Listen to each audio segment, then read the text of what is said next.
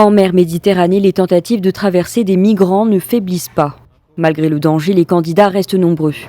Selon plusieurs associations, dans la nuit de samedi à dimanche, 1 millier de personnes ont été secourues. Une femme a été retrouvée morte.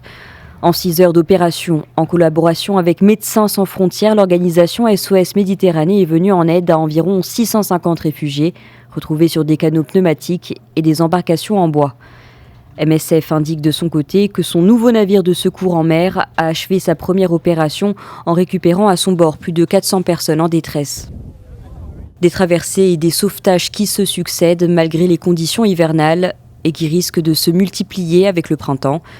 Les départs de migrants depuis la Libye se sont déjà accélérés ces derniers mois. Rien qu'en une semaine, plus de 6 000 personnes ont été récupérées par les bateaux de sauvetage, ce qui porte à plus de 22 000 le nombre de migrants ramenés en Italie depuis le début de l'année. En cause notamment les passeurs qui profitent du chaos qui règne en Libye depuis la chute du régime de Mouammar Kadhafi en 2011. Les départs ont généralement lieu depuis l'ouest du pays et ont pour destination l'Italie, située à seulement 300 km.